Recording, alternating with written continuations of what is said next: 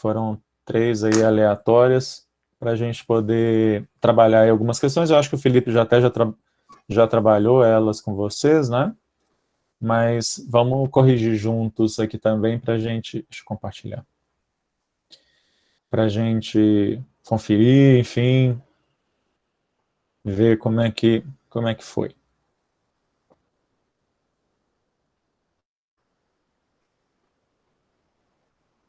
Tá aí. Vamos lá. Questão 1. Explique em que medida, no paradigma do Estado Democrático de Direito, o direito é concebido como um projeto inacabado de inclusão de novos direitos e de novos sujeitos de direito. O que vocês colocaram aí? O que vocês responderam aí?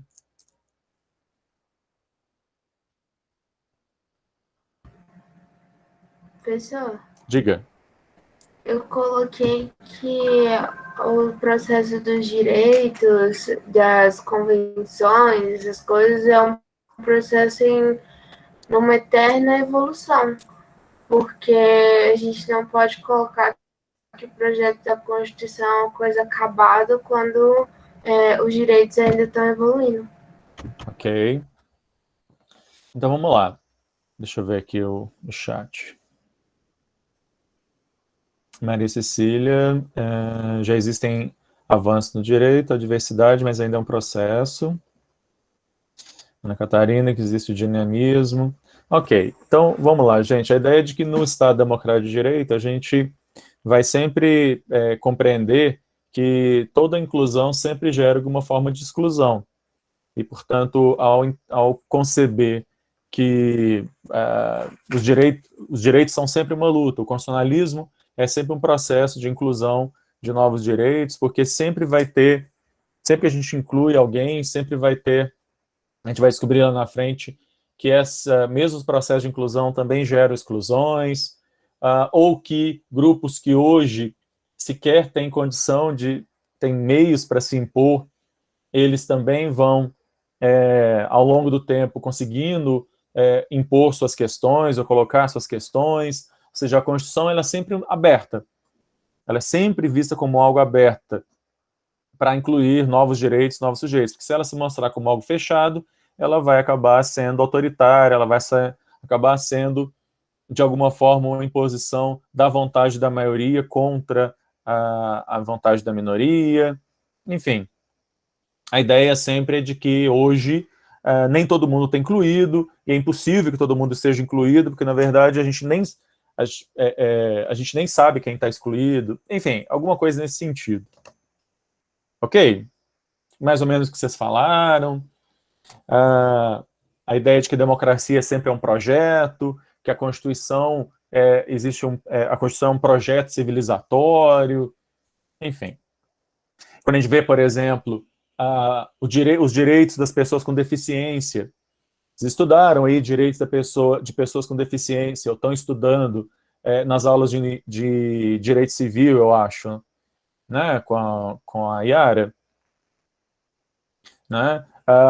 Esses direitos de pessoas com deficiência, eles não existiam lá na Constituição de 88, com a Bia, enfim. Eles não existiam lá na Constituição de 88, ou pelo menos eles não estavam tão desenvolvidos quanto estão hoje. Foi necessário, na verdade, uma convenção internacional e uma mudança que houve de paradigma mesmo com relação às pessoas com deficiência. A própria questão das cotas para negros, que não estão ditas lá na Constituição de 88. Na Constituição de 88 não fala em cota para pessoas negras ou pessoas vindas de escola pública. Também é uma questão de discussão de direitos fundamentais que foi sendo criada ao longo do tempo. Direitos de pessoas LGBTQIA+, a mesma coisa, tá certo? Então, são todos processos de inclusão de novos direitos e novos sujeitos de direito que têm acontecido dentro do plano da Constituição de da vivência da Constituição de 88. E o Estado Democrático de Direito tem, entre outras características, justamente essa ideia da possibilidade de inclusão. Tá? Todo mundo?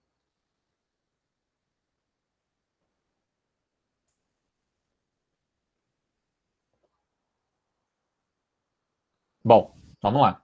Qualquer coisa vocês me falem aí. 2. Tramita no Congresso uma proposta de emenda à Constituição que visa proteger o feto desde a concepção. o que tem sido visto como uma tentativa da bancada religiosa de conseguir a proibição de toda forma de aborto, mesmo as que hoje são permitidas. Né? Hoje, desde 1940, são permitidos é permitido o aborto no caso de vício da mãe, no caso de estupro, e nos anos 2000 e pouco, foi acrescentado, via uma decisão do STF, a possibilidade do aborto em caso de feto anencefálico. Né? Em uma das comissões da Câmara, os deputados estavam presentes, eram 18 homens e uma mulher, e os homens votaram a favor, a mulher presente votou contra. Apesar das mulheres serem maioria numérica no Brasil, o país ocupa uma das melhores posições do mundo de representação da mulher na política. Aliás, eu vi esses dias um dado que me deixou bastante consternado, que na Tunísia, que é um país muçulmano do norte da África, há mais mulheres na política do que no Brasil. Considerando que no Brasil, o aborto ilegal é a quinta maior causa de mulheres em relação à maternidade, pergunta-se: em que medida a discussão acima envolve a tensão entre democracia e constitucionalismo? E aí? O que essa discussão aí tem a ver com uma das questões que a gente começou o semestre falando, que é justamente a tensão. Aliás, o que é essa tensão entre democracia e constitucionalismo?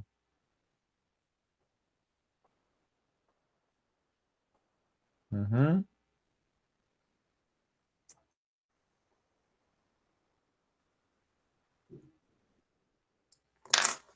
Isso, então, só substitua, viu, Maria Cecília, o tutelada por protegido, que tal, porque tutela tem uma ideia de você está tratando de pessoas que seriam incapazes. Mas, enfim, ok. Então, vamos lá. Não, tá, beleza. É só porque a gente no direito tem essa mania de ficar usando, a gente fala isso em muitas vezes, de tutela. Mas vamos lá. Então, a ideia é de que democracia e constitucionalismo tem a ver com a discussão sobre vontade da maioria, representada pela democracia, e a proteção dos direitos, reconhecimento e proteção dos direitos fundamentais de minorias. Né? Ou seja, o que a gente tem aí nesse meu exemplo, nessa proposta de emenda à Constituição, é justamente mais um exemplo justamente da vontade de uma maioria, os homens, né, se impondo contra a vontade de uma minoria. Ou seja, apesar do aborto ser um problema, o aborto ilegal, né, ser um problema, a discussão muitas vezes ela não avança justamente porque a vontade da minoria acaba sendo abafada justamente por ela ser, inclusive, uma minoria numérica, né? Inclusive pelo fato de ser uma minoria desprivilegiada e etc. Enfim. Ok. E esse caso aqui não é um caso, é um caso verdadeiro, na verdade, isso aconteceu lá na... Não acho que não era uma PEC, é um projeto de lei que tramita lá no Congresso. As minorias sempre vão representar aí essa tensão, porque a vontade da maioria, que é representada pelos órgãos legislativos, normalmente ela não cede para dar direitos às minorias. Né? Normalmente a maioria vai querer se representar, né? Vai querer se impor, enfim, né? Para que os seus desejos, as suas questões prevaleçam e tal. Ou seja, a gente tem que tentar pensar em algum mecanismo para que a vontade da maioria possa, de alguma forma, a vontade da maioria possa, de alguma forma, ser barrada em algumas ocasiões, para que a minoria possa ter os seus direitos garantidos. Muitas vezes, isso vai ser através do Poder Judiciário. Quer dizer, é o Poder Judiciário que muitas vezes vai ser o lugar aí que vai possibilitar a minoria ter reconhecido seus direitos. Ok? Então, o importante aí nessa questão é você mostrar o que é a tensão entre democracia e constitucionalismo, ok? Tem duas partes aí nessa resposta. Percebam, a resposta não pode ser só uma resposta teórica, tem um caso concreto, e essa é uma coisa que eu quero prestar muita atenção. Se eu fizer uma questão que envolva um caso concreto, vocês não podem dar uma resposta só teórica. Você tem que mostrar que sabem a parte da teoria, mas também tem que aplicar isso para o caso concreto. Então, uma primeira parte dessa resposta seria falar o que é essa tensão em democracia e constitucionalismo. E uma segunda parte da resposta aí seria mostrar em que medida que essa discussão de democracia, de tensão em democracia e constitucionalismo aparece aqui. Beleza, gente?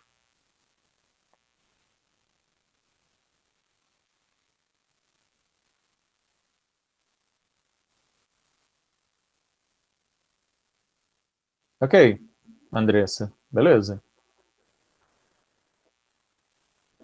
Não necessariamente precisa ser separado, assim, igual eu falei, né? Pode até misturar os dois, mas tem que ficar claro aí que a resposta não é só uma resposta teórica, tá? Beleza. Vamos lá. Questão 3. No caso Roe vs. Wade, foi a decisão em que ela estabeleceu lá os períodos, né? Negócio do aborto e tal. Não vou ler a questão inteira, vocês já leram, né? Letra A. Qual o fundamento constitucional para a Suprema Corte permitir o aborto? Ou seja, com base em qual direito? Então, a Suprema Corte decidiu se valendo de um longo histórico, inclusive, do chamado direito à privacidade, como vocês estão escrevendo aí. Né? Então, o direito à privacidade, que é um direito que foi reconhecido pela Suprema Corte, já tinha sido reconhecido pela Suprema Corte em várias decisões anteriores. Né? Então, beleza, direito à privacidade. Letra B. Após essa decisão, a Suprema Corte voltou a se manifestar sobre o aborto algumas vezes. Hoje em dia, qual a posição da Corte sobre a possibilidade das mulheres abortarem? O que mudou de 73 para hoje?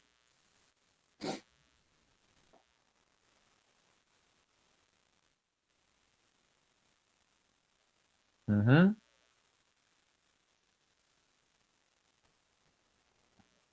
Ok. Mas podem regulamentar.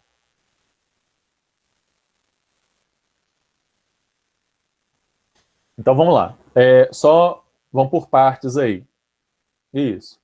Então vamos por partes aí. Em primeiro lugar, nas decisões posteriores, a Suprema Corte ela continua falando que as mulheres têm direito ao aborto, só que ela não mais fala dos meses, dos trimestres. Tá certo? Ela não estabelece mais aquele critério dos trimestres.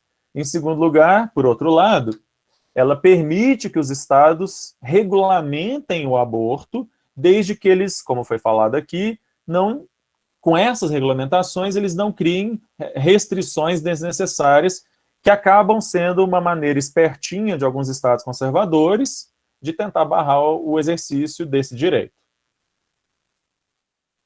Ok, todo mundo? Então tem a questão dos trimestres, que desapareceu, não existe mais a questão dos trimestres, e, por outro lado, tem essa questão aí da regulamentação, que não pode ser uma restrição. Então a Suprema Corte fica numa corda bamba aí, né, num meio termo entre um extremo e outro e tal. Tá? Beleza.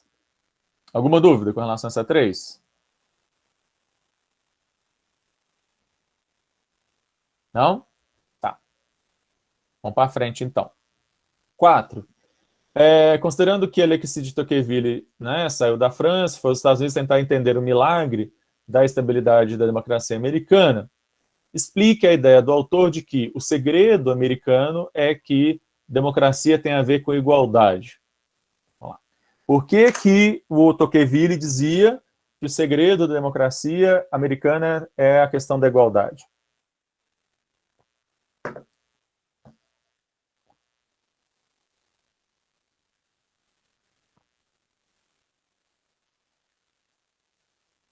Ok.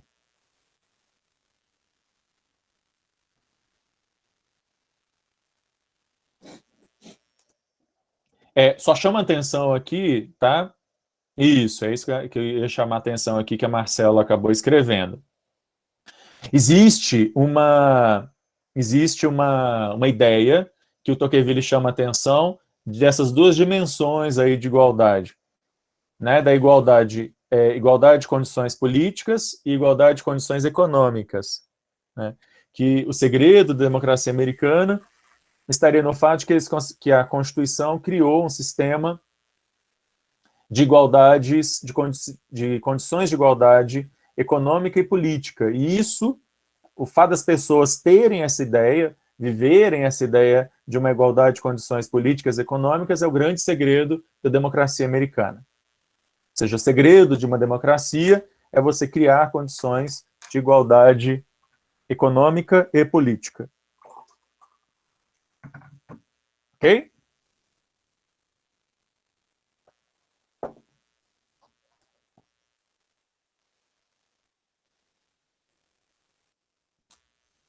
Beleza. O que mais aqui?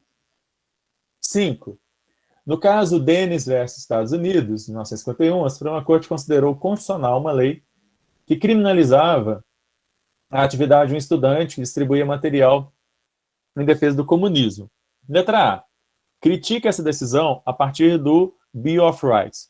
Quando eu dei essa questão, gente, só para vocês entenderem, foi uma prova ainda feita em sala de aula. Então, eu coloquei o Bill of Rights transcrito no final da prova para as pessoas consultarem. Se eu desse essa prova hoje em dia, vocês estariam fazendo ela em casa, não precisaria colocar. Mas, enfim, essa decisão, ela está correta considerando o Bill of Rights? Tá, então vamos desenvolver. Então, ela não está correta porque ela viola o direito à liberdade de expressão. E onde que está a liberdade de expressão? Onde no Bill of Rights está a liberdade de expressão? Na primeira emenda. Ok? Então, a decisão do Dennis versus Estados Unidos, ela viola a primeira emenda da Constituição Americana, que garante que o Estado, o Congresso, não legislará para limitar a liberdade de expressão. Ok? Então, liberdade de expressão, liberdade religiosa e liberdade de imprensa. As três liberdades estão mencionadas na emenda, né, na primeira emenda da Constituição Americana, como direitos que não podem ser violados através de legislações feitas, de leis feitas pelo Congresso. Tá? Muito bem. Letra B. No caso Hustler Magazine versus Falwell, de 88, que é o caso que eu contei para vocês, que deu origem ao filme O Povo contra Larry Flynt, né? Caso também conhecido, que eu acabei de falar, né? O Povo contra Larry Flynt. A Suprema Corte dos Estados Unidos decidiu em favor da Hustler. E aí, explicando para aqueles que não conhecem, a Hustler era uma revista de mulher pelada, sustentando que uma piada publicada na revista, retratando um pastor como um bêbado, estava protegido pela Constituição. Compare as duas decisões, considerando o critério de coerência que deve nortear a Suprema Corte em um sistema regido pelos precedentes e a melhor interpretação do Bill of Rights.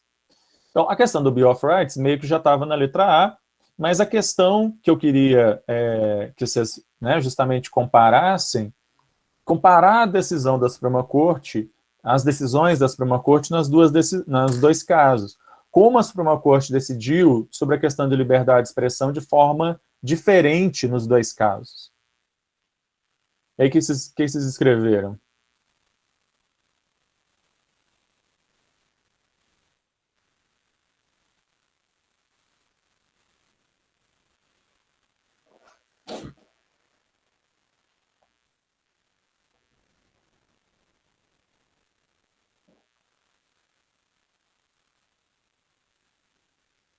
Mas por que moralista, Ana Maria Cecília?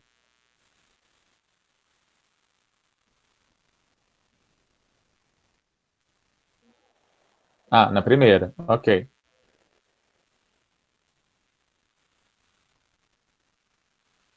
O que mais, gente? Vamos lá, vamos desenvolver aí. Quem respondeu essa daí? Alexandre, eu não estou conseguindo escrever em palavras isso.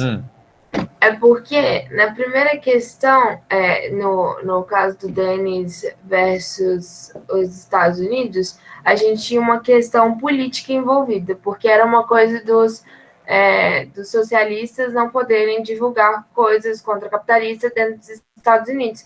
Já na segunda, você tem uma questão moral católica, de você não poder falar contra o catolicismo. E aí você tem dois pesos, duas medidas. Na primeira era um inimigo externo dos Estados Unidos, você estava sendo contra a pátria dos Estados Unidos, não sei o quê. E aí o segundo já é para uma questão moralista. Só que nem você falou numa das aulas, o direito de liberdade de expressão nos Estados Unidos é levado até as últimas máximas. Então, para mim, foi uma prioridade se foi diferente no primeiro caso do que no segundo. É isso, então vamos lá. Vejam que na letra A, vocês responderam justamente falando de liberdade de expressão, tá certo? A letra A é justamente sobre liberdade de expressão. E na segunda, na letra B, a gente tem um caso em que a Suprema Corte justamente decidiu garantindo a liberdade de expressão para a revista lá.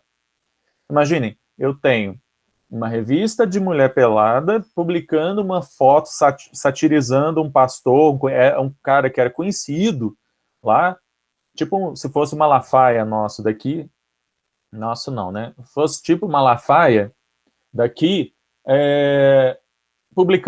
tendo publicado uma foto dele com uma caricatura, como se ele fosse bêbado, numa revista Playboy. E ele ajuiza uma ação contra a revista, alegando que isso violou a liberdade, né, dele, violou o direito dele e tal. E a revista, na verdade, se defende alegando justamente o quê? A primeira emenda. Percebam que a decisão do Denis viola a primeira emenda, que foi justamente garantida pela Suprema Corte no caso da revista Hustler. É justamente essa comparação que eu queria que fosse feita nessa resposta. A Suprema Corte ela errou no caso do Denis e acertou no caso da Hustler. Porque ela fez valer o que a Constituição garante, que é a liberdade de expressão. Ok, Andressa? Deu para entender? Então, a discussão, gente, da letra B, ela é uma continuação da questão que a gente falou na letra A. Na letra B, eu queria que vocês falassem justamente sobre liberdade de expressão, que foi a discussão que a gente fez na letra A. A Suprema Corte, o que alguém lembrou aí, eu acho que foi a Ana Júlia, a Suprema Corte tem um histórico de decisões favoráveis à liberdade de expressão. Até as últimas consequências, como foi falado. Né? Um ponto fora da curva nessa história é o Denis versus Estados Unidos. Eu coloquei o exemplo da Hustler, podia ter colocado vários outros, mas coloquei o exemplo da Hustler justamente para mostrar como que nas coisas mais insólitas, né, mais esquisitas, né, como uma sátira numa revista de mulher pelada, ainda assim a Suprema Corte vai dizer, não, isso é liberdade de expressão. Isso é liberdade de jornalismo. Exatamente, Andressa.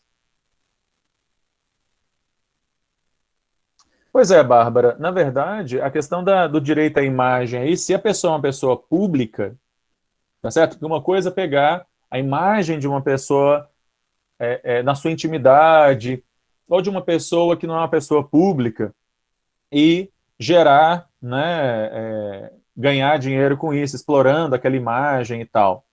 Agora, no caso desse cara, ele é tipo um Malafaia, então ele é uma pessoa pública.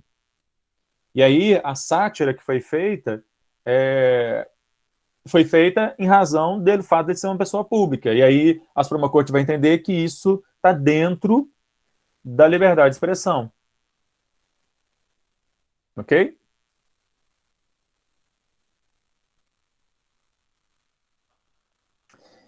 Emanuela, assim, se fosse no Brasil, tá? Se fosse no Brasil, a jurisprudência que a gente tem com relação a isso eu usar a imagem de uma pessoa sem autorização dela para fins comerciais já daria direito à indenização.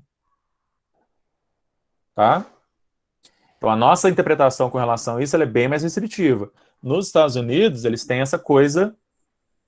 Tanto que eu falei para vocês lá daquele desenho, o South Park.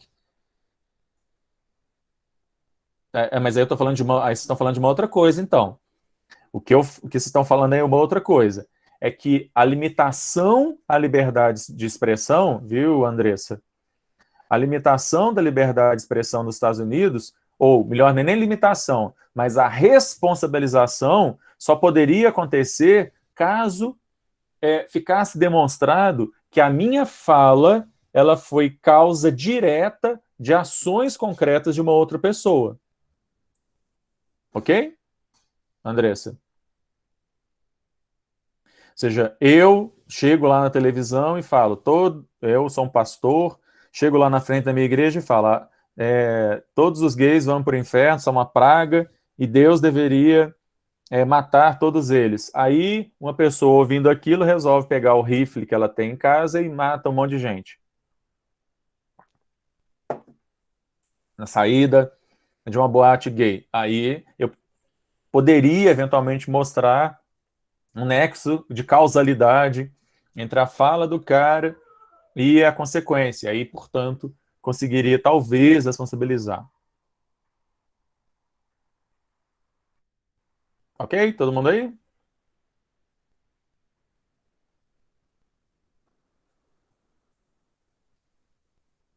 Sim, Ana Catarina.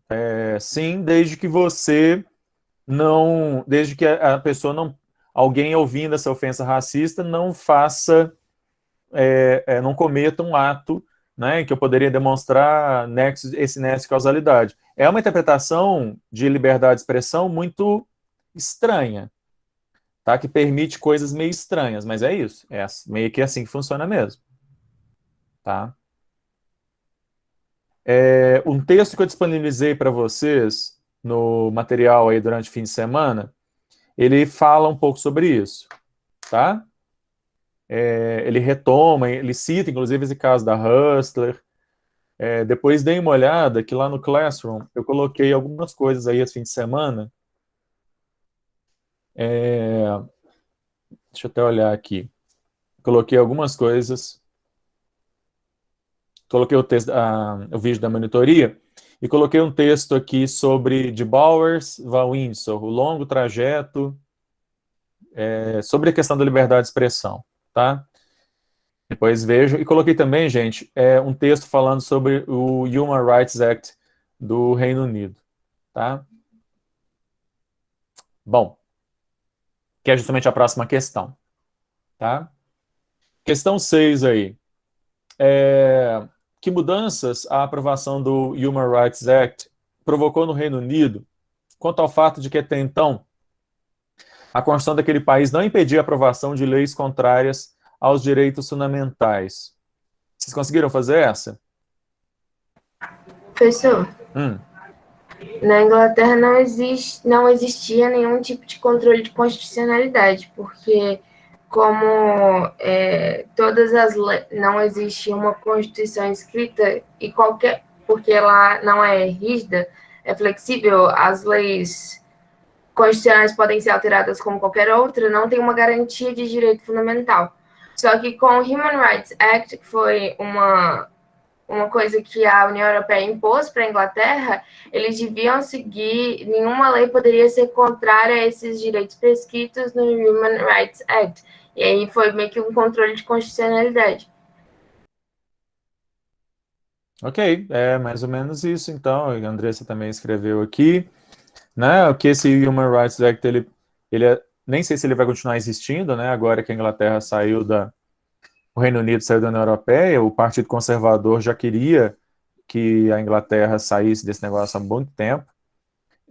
Mas, enfim, todo projeto de lei, quando ele é apresentado pelo primeiro-ministro ao parlamento, existe uma comissão mista, formada, portanto, por deputados da Câmara dos Comuns e dos Lordes, que faz uma análise da compatibilidade daquele projeto de lei com o Human Rights Act, tá? Tanto que o primeiro-ministro deve propor o projeto falando sobre essa compatibilidade. Isso. E sobre leis que já existiam e que eventualmente sejam contrárias ao Human Rights Act, existe a chamada ordem de reparo, em que o primeiro-ministro, então, ele pode apresentar aquela lei para o parlamento, para que aquela lei seja reparada, seja consertada para ficar de acordo com com o Human Rights Act. Tá? E aí, como a Ana Júlia também está lembrando, se o primeiro-ministro entender, se o parlamento entender que ela é incompatível, ele pode rejeitar aquela lei, aquele projeto de lei, justamente fazendo uma declaração de incompatibilidade do Human Rights Act com aquele projeto. Ok? Todo mundo aí? Beleza. Então também tem um texto, como eu disse, também tem um texto no Classroom falando sobre esse negócio, tá? Questão 7. Na verdade, já deve ter passado aí umas 3, acho que já é a terceira prova. Em 2003, a Suprema Corte dos Estados Unidos decidiu o caso Lawrence versus Texas, afirmando que era inconstitucional a lei que criminalizava a sodomia. Em que medida essa decisão pode ser considerada uma continuidade dos precedentes que nós estudamos? E aí, o que vocês colocaram?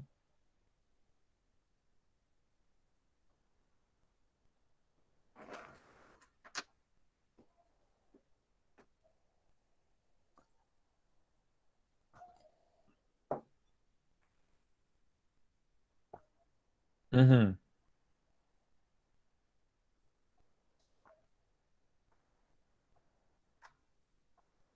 Desenvolvam aí, gente. Ok, é relacionado ao direito à privacidade, mas o que mais?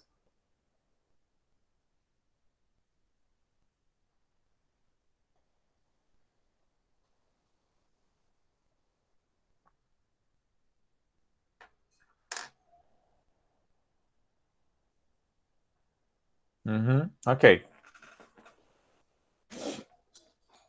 Alexandre, pelo que eu entendi, acaba que não é uma continuidade, porque nos outros precedentes, igual a Ana Júlia colocou aqui no chat, a Suprema Corte deixou livre o direito das pessoas de terem relações sexuais. Aí logo depois ele vem em contrapartida colocando uma imposição sobre o que eles devem ou não fazer. Então, não acho que é nenhuma questão de continuidade, e sim de arbitrariedade entre os casos precedentes e esse.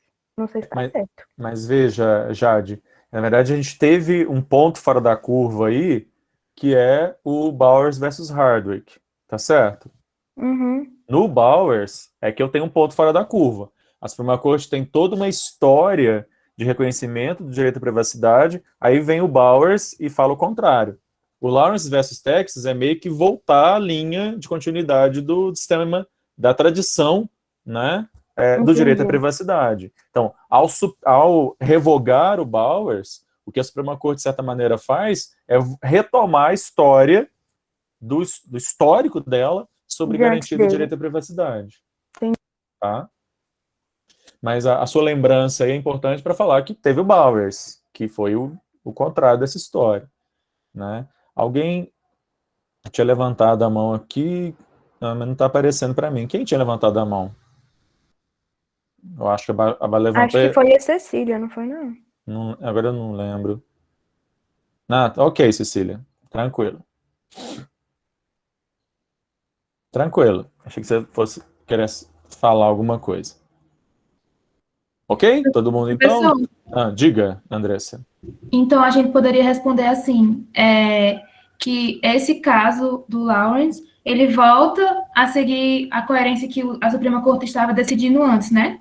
Exato. Porque tivemos o Bowers, que foi uma quebra do direito à privacidade. Sim. E é isso que é interessante nesse caso do Bowers, né? É que ele é justamente maluco porque ele vai no sentido oposto a toda uma história da corte, garantindo às pessoas o direito de elas poderem fazer no seu âmbito privado, pessoas maiores, né, capazes, no âmbito da sua privacidade, não podem ter uma interferência indevida do Estado. Então, é isso. Tá? Mas beleza. E a Maria Cecília colocou, né, que culmina com Obergefell. E Ana Catarina, claro que sim. Claro que tem uma questão religiosa. Inclusive, no voto da maioria, há menção às raízes cristãs, no caso do Bowers, né? Há uma menção às raízes cristãs do povo americano, blá, blá, blá, blá. Dos pais fundadores. Se vocês olharem, de novo, o texto que eu mandei para vocês, esse de Bowers ao Windsor, vou colocar o link aqui que está lá no Classroom, o autor está fazendo justamente esse histórico, tá? Ele traz alguns trechos do caso do Bowers e tal. O Windsor foi aquele caso de 2013, em que a Suprema Corte declarou inconstitucional inconstitucional a emenda da Califórnia, a Propate, né? E o DOMA, né? Então lá fala, ele vai fazendo esse histórico aí, desde o caso Bowers, mas ele retoma, ele vai mostrar como é que surgiu esse negócio do direito à privacidade, ele cita o caso Stanley versus Georgia, que alguém mencionou aqui mais para cima, aqui no chat. Eu vi alguém falando sobre isso aqui. Enfim. Não perdi quem foi. Ok? Tudo bem. Então é isso. Então ela é uma continuidade, né? Ela é uma continuidade dos precedentes, da história dos precedentes sobre direito à privacidade, justamente porque ela vai contra o Bowers versus Hardwick, que foi o ponto fora da curva, né? Então eu entendi o que a Jade falou, porque ela não é continuidade frente ao Bowers, ela se opõe ao Bowers, mas por sua vez, ela é uma continuidade à história que veio antes, né? Tá? Acho que foi a Marcela que falou do Stanley, né? Mas enfim. A história começa lá com Stanley versus Georgia, né? Questão 8. É de uma outra prova que eu também falei lá do Tocqueville, né? Segundo Tocqueville, eu tenho aquela citação lá que o homem branco é um homem por excelência, né? Em que medida aquela frase se encaixa no argumento do autor sobre o sucesso da democracia americana?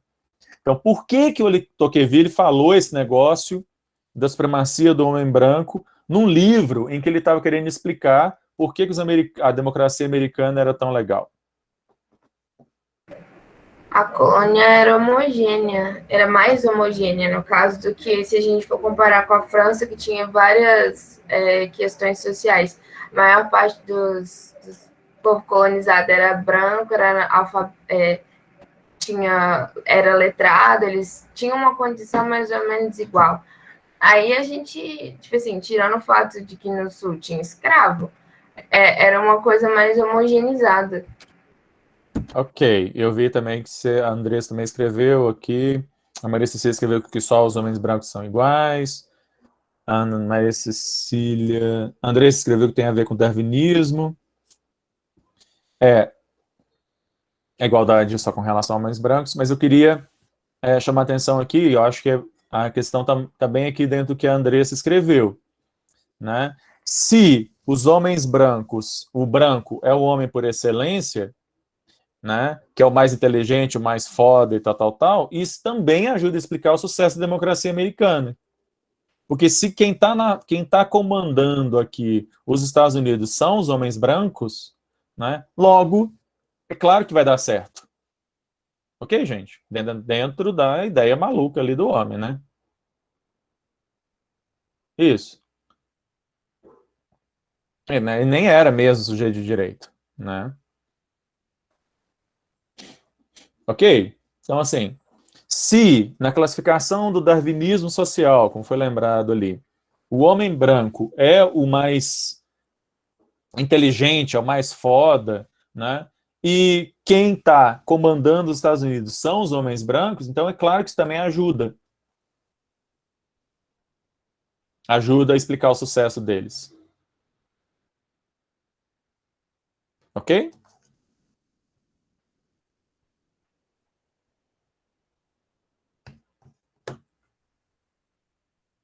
Beleza. Então, acho que é por aí que vai a resposta, tá? Questão 9. Num debate, tá, do Luiz XVI, eu estou explicando o caos, né, do negócio lá. do debate entre o Robespierre e o outro moço, que eu esqueci o nome agora, não sei se foi o Danton.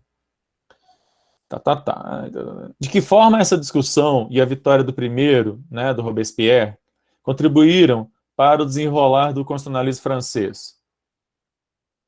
Isso, então, você tem toda essa coisa de que você tem uma Constituição e a própria Declaração Universal que falam da igualdade de todos, mas ao julgar o rei na condição de rei, eu mantenho viva essa diferença, né?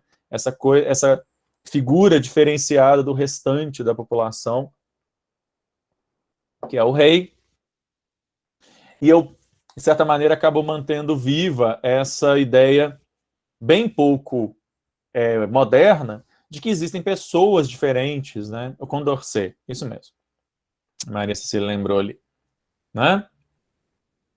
Então, isso vai acabar reaparecendo depois na Revolução Francesa em figuras extremamente populares, e isso é importante que se diga, né? Extremamente populares, de um apelo popular muito grande, como o Napoleão Bonaparte, como foi já citado aqui.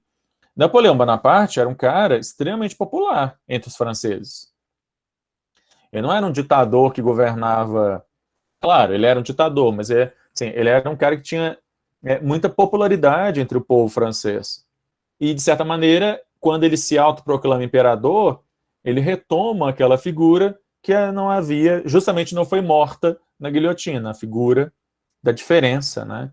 De uma pessoa diferente, diferenciada aí do restante da população, que é justamente o contrário de toda a ideia de igualdade que deveria estar presente na Revolução Francesa.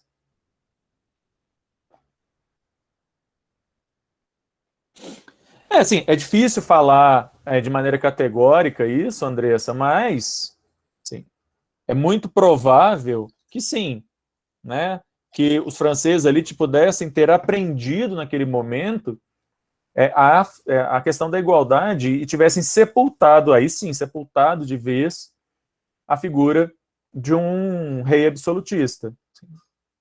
Pode ser, eu acho que teria ajudado muito nesse processo.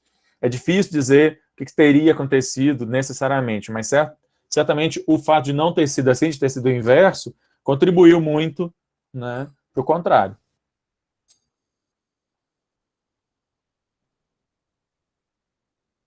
Ok, gente? Todo mundo aí?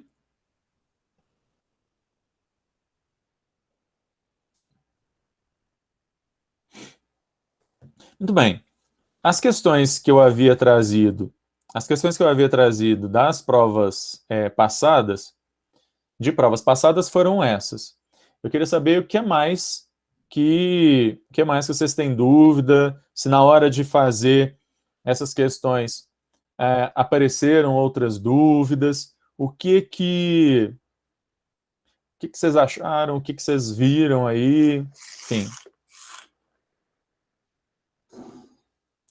Classificação das constituições, obviamente, não vai ser do tipo o que é, né, para vocês ficarem listando a classificação das constituições.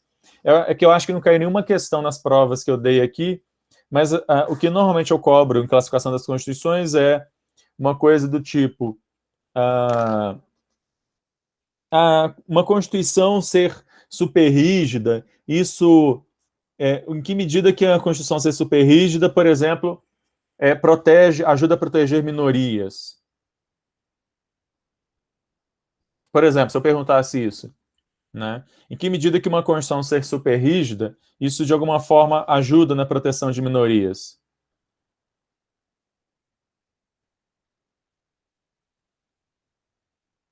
O que vocês acham? Pegando uma coisa que a gente estudou lá em cima, né, sobre o debate entre democracia e constitucionalismo e a proteção das minorias.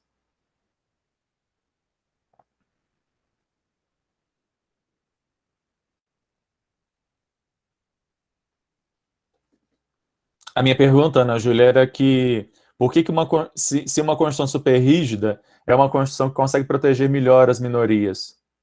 Porque se ela fosse flexível ou mesmo rígida?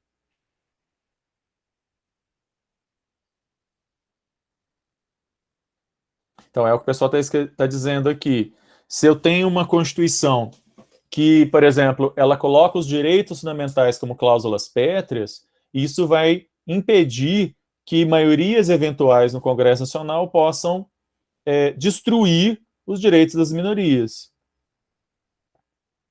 Tá certo? Então, assim, o que eu vou trabalhar com vocês com classificação das constituições é vocês pegarem aquelas classificações e trabalhar. Teve um ano, não está aí nessas questões, mas teve um ano, por exemplo, que eu disse o seguinte: um país está passando por uma grave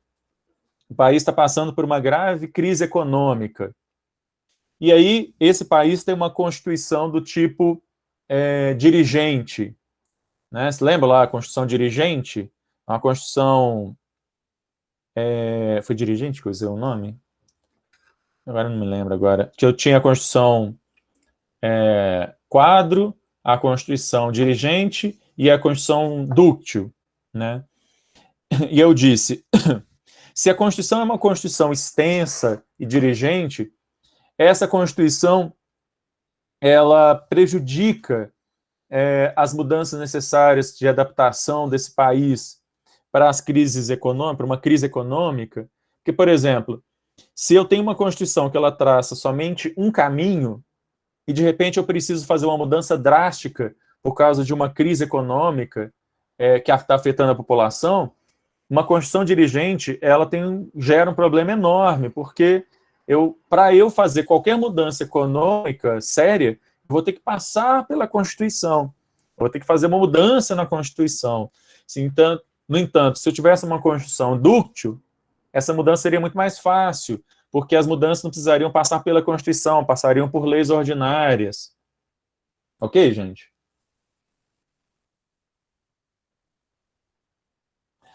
Todas as questões, se tiver questão sobre classificação das constituições, a minha questão aqui é de tentar pegar aquela classificação para tentar ver, por exemplo, problemas que a Constituição de 88 tem por ser de maneira X ou Y. Deixa eu só ir por partes aqui. Ana Catarina, na Constituição brasileira é fácil tentar em retrocesso? Não, é fácil. Tá certo, Ana Catarina? Porque os direitos fundamentais são protegidos por cláusulas pétreas. Beleza? Então, assim, teoricamente, eles são mais protegidos. Tá? Só ainda aqui dentro só uma outra pergunta que uma outra questão que a Ana Catarina colocou, eu já venho aqui para a Andressa. A Constituição brasileira, ela é uma Constituição super rígida, ok? A Constituição do Brasil. Ela é super rígida.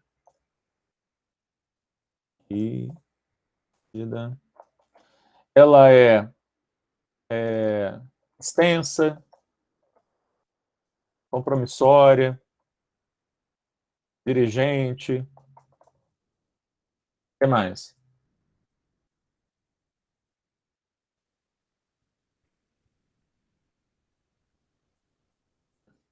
Por exemplo, ela foi promulgada, ela não foi outorgada.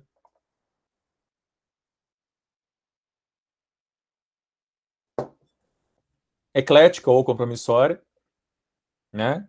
É a mesma coisa. Escrita, formal. Dogmática, eu não acho que ela seja, não. É justamente porque ela é eclética, viu, Ana Luísa? Porque dogmática significaria que ela teria uma...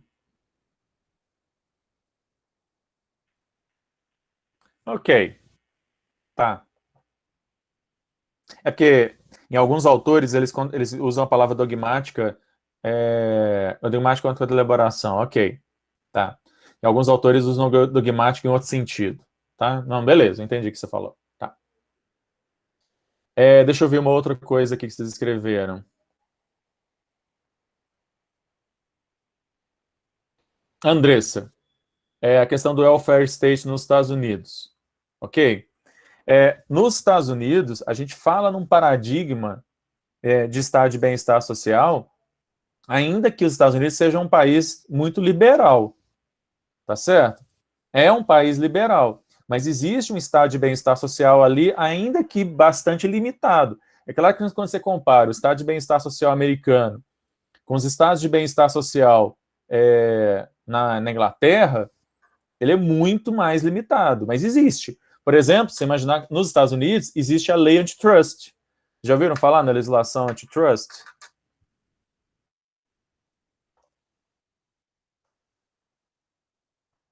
É uma legislação que fala sobre limitação de fusão de empresas. Tem um controle aí de fusão de empresas. Tá certo?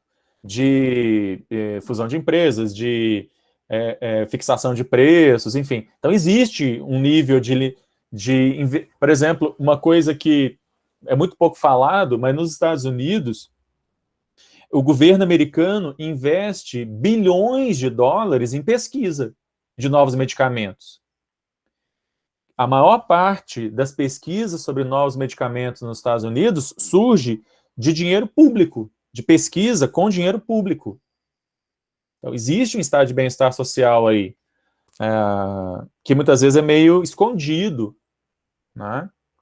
Os Correios, aqui no Brasil a gente está querendo privatizar os Correios, nos Estados Unidos os Correios são públicos. Ninguém é doido de falar em privatizar Correio nos Estados Unidos. Tá?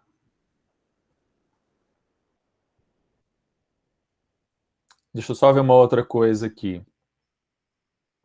Ana Luísa, é importante saber dos marcos, provisões de Oxford, Estatuto de Westminster, não precisa decorar isso não, Ana Luísa, até porque qualquer questão sobre isso, vocês vão estar com a Constituição, vocês vão estar com todo o material com vocês aí, então precisa decorar isso, tá?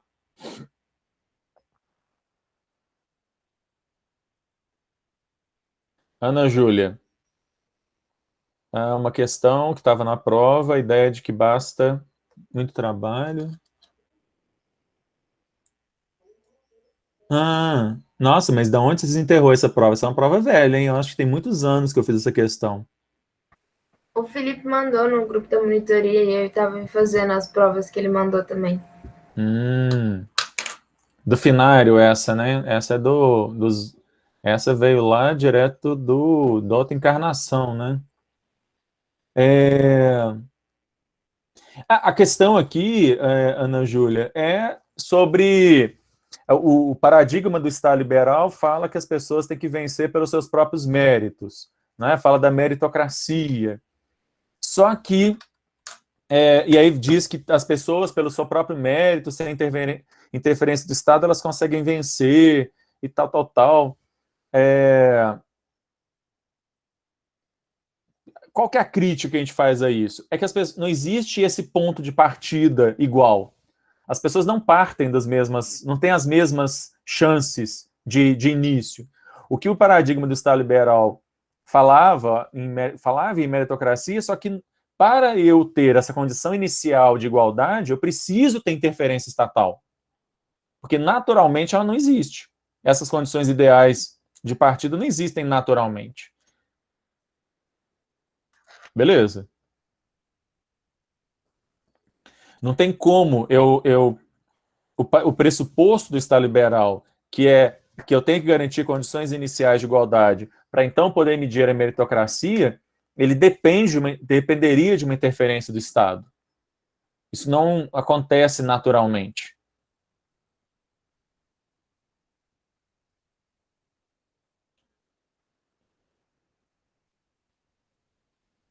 Beleza? Deu para entender?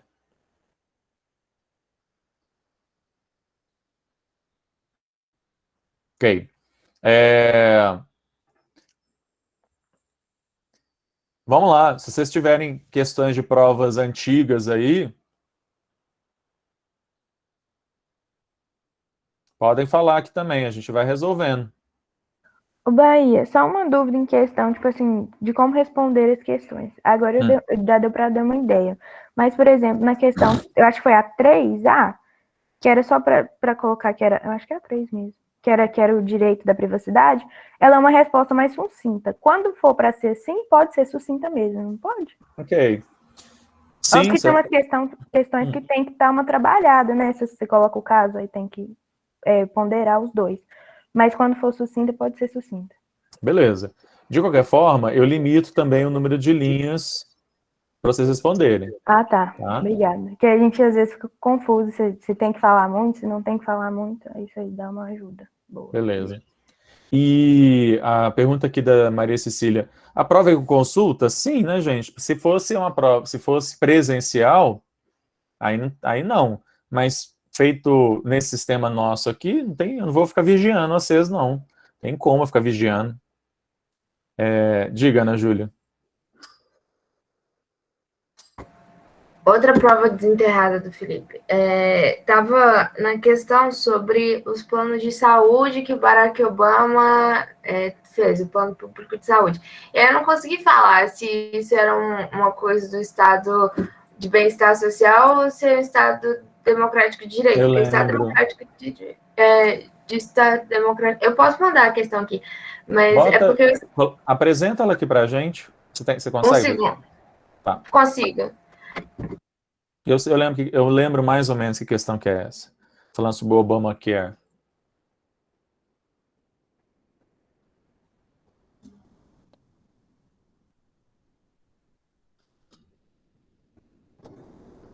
Deixa eu ver se eu acho ela. De repente eu acho ela também.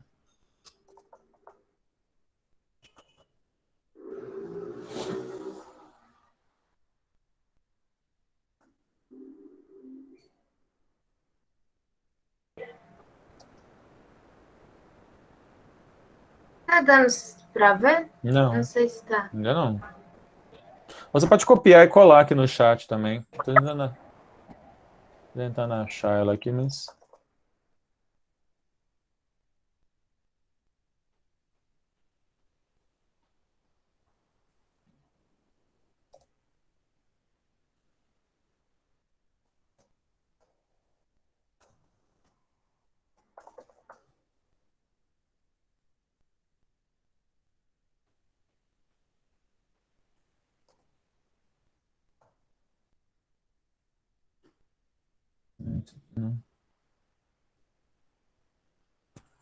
Ah, você colocou. Agora que tá indo.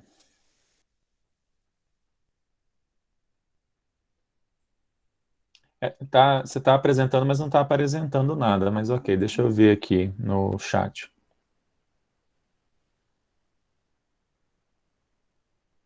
A já tinha colocado também. É que enquanto vocês estavam colocando, é que eu estava tentando achar. Foi implantado um sistema público de saúde. Né? Não acho, eles criticavam e tal.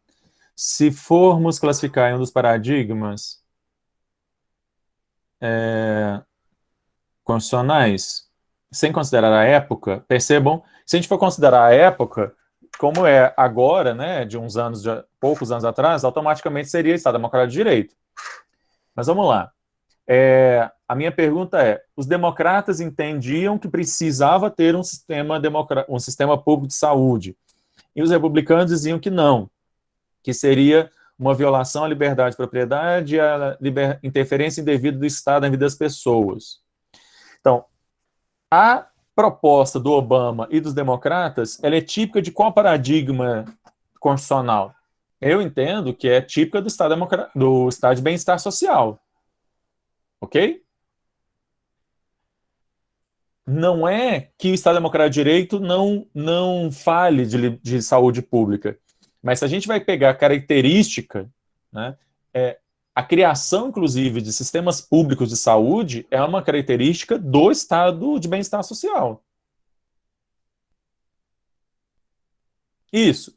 Inclusive, eu coloquei essa ressalva para desconsiderar a época, para não ir automaticamente o Estado Democrático de Direito por causa da época. Beleza? E a atitude dos republicanos é algo típico do Estado liberal. Do Estado liberal. Porque, na verdade, assim, o Estado Democrático de Direito, a grande característica do Estado Democrático de Direito são duas coisas, na verdade, as duas grandes. Uma é essa coisa do reconhecimento dos direitos de minorias, tá certo? Da luta pelos direitos, da Constituição como um projeto aberto. tá? E a outra característica, meio que está ligada a essa também, é a coisa de que, no Estado Democrático de Direito, ao invés da Constituição só listar direitos fundamentais, ela também tem uma preocupação muito maior em criar meios, ações constitucionais, para que as pessoas possam defender esses direitos.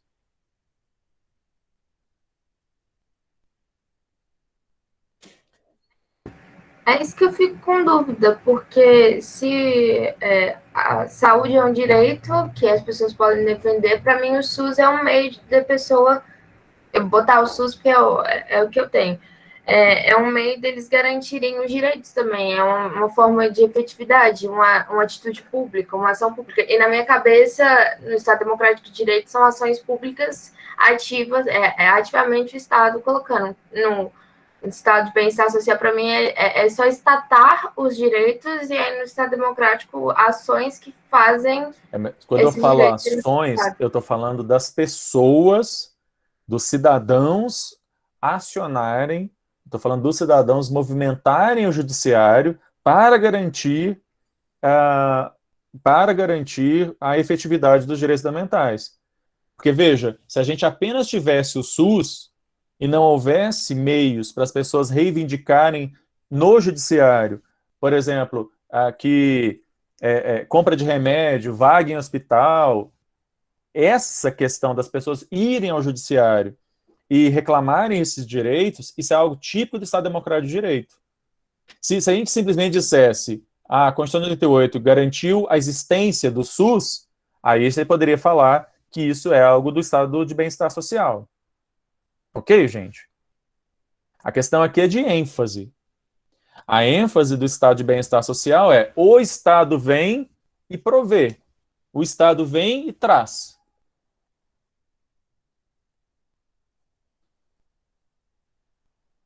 Ok?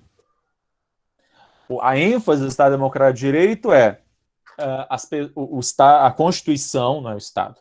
A Constituição garante direitos fundamentais, mas ela também garante mecanismos para que as pessoas possam reivindicar esses direitos fundamentais. Essa é uma coisa. A segunda coisa, a Constituição, ela é sempre vista como um projeto aberto de inclusão de novos direitos e novos sujeitos de direito. Isso não está presente em nenhum dos paradigmas anteriores.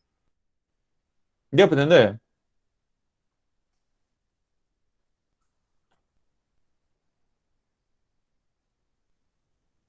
Ok. Ok, Ana Júlia?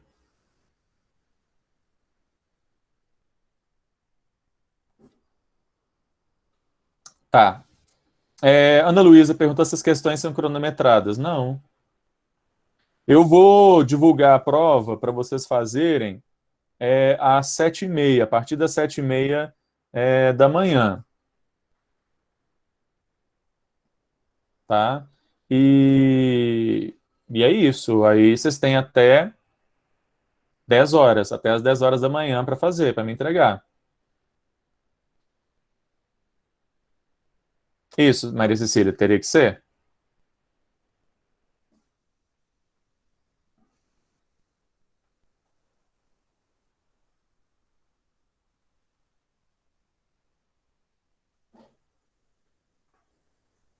Beleza? Todo mundo aí?